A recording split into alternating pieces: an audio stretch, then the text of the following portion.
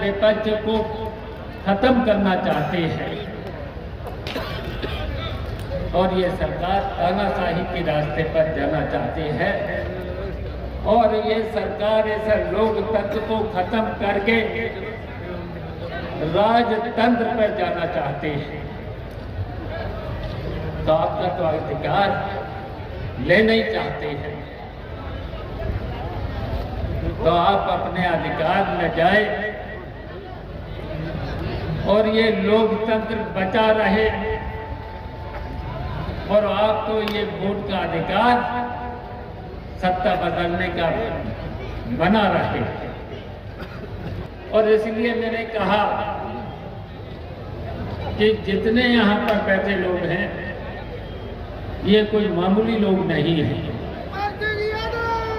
ये समाजवादी पार्टी के जुझारू लोग हैं और ये समाजवादी पार्टी की जान भी है और ये समाजवादी पार्टी की शान भी है, ये हम लोग जानते हैं। लेकिन जब हम और यहाँ आदित्य आए, चुनाव प्रचार किया और चुनाव प्रचार करते करते दसौली से लेकर के बदायूं शहर से लेकर के सहसवाद तक कल तक हम लोगों ने सम्मेलन किया था और आज यहाँ पर जब किया वहां भी प्रस्ताव पास हुआ था और आज तो यहाँ के सम्मेलन ने नामहीन घोषित कर दिया है। जब नामहीन घोषित कर दिया है, लेकिन फैसला तो राष्ट्रीय नेतृत्व को लेना होता है। एक भारत तो राष्ट्रीय नेतृत्व ही देगा। तो जब 4 विधानसभा सम्मेलन में आदित्य का नाम रख दिया है तो मैं फिर अपना नाम आपके सामने वापस लेता हूं और हम इसलिए वापस लेता हूं कि आपको याद होगा जब अखिलेश यादव पहली बार सांसद जब कन्नौज से बने थे तो सबसे युवा सांसद बने थे, उनकी उम्र 26 साल की थी। और फिर जब धर्मेंद्र पहली बार सांसद मैनपुरी से बने तो ये 25 साल के थे और अखिलेश यादव तो जब मुख्यमंत्री बने तो शायद हिंदुस्तान में सबसे युवा। तो हम तो युवाओं से भी कहना चाहते हैं कि युवाओं को आगे आना चाहिए और हम लोग तो बुजुर्ग की ओर चल दिए हैं, क्योंकि जब इन सीढ़ियों पर चलते हैं तो नौजवानों का सहारा लेना पड़ता है। तो इसलिए हम कहना चाहते हैं ये सरकार डबल इंजन की सरकार बहुत जोर जोर से बोलते हैं। दिल्ली में सरकार और उत्तर प्रदेश में सरकार, तो ये डबल इंजन की सरकार हम पूछना चाहते हैं। जब नेताजी की सरकार बनी थी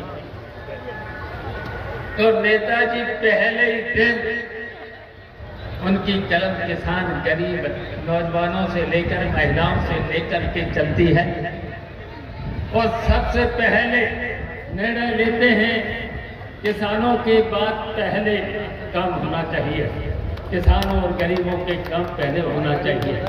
और क्या नेताजी ने किए? सबसे पहले नेताजी ने किसानों के कर्जे, जैसे ही शपथ लेने के 10 मिनट बाद फैसला दिया था कि किसानों के कर्जे सबसे पहले माफ होना चाहिए। चुंगी को माफ किया था, कक्षा 12 तक के बेटे और बेटियों की फीस का फैसला किया था, ब्याज का। कितने काम किए थे गांव-गांव को सड़क से जोड़ने का काम किया। नदियों पर पुल के बाद यहाँ की सड़कें 40 सड़कें स्वीकृत हो गई थी और स्वीकृत होने के बाद 8 दिन के बाद उन सड़कों पर काम शुरू हो गया। लेकिन हम कहना चाहते हैं इसके अलावा इटावा में होना ही था, लेकिन इस तरीके के 75 जिलों में सड़कों से लेकर के नहरों का पानी से लेकर के और नदियों के पुलों से लेकर के काम शुरू हो गया।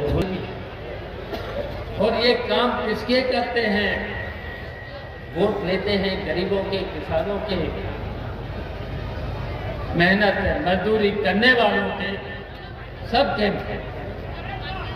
बेवकूफ बनाने का काम करते हैं, धोखा देने का काम करते हैं। और यहीं तक हम बताना चाहते हैं, अब घोसी में 3 महीना 4 महीना पहले चुनाव हुआ था, वहां पर हमारा प्रत्याशी सुधाकर सिंह था। वहां पर 30 मंत्री सत्ता पक्ष के पहुंच गए थे और 2 डिप्टी चीफ मिनिस्टर पहुंच गए थे। 7 दिन पहले हमारे पास टेलीफोन आया सुधाकर सिंह का, आ जाओ यहाँ पर ये सत्ता पक्ष के लोग बेईमानी पर उतारू हैं, लोगों को हड़का रहे हैं, खासकर मुसलमानों को और यादव लोगों को हड़का रहे हैं।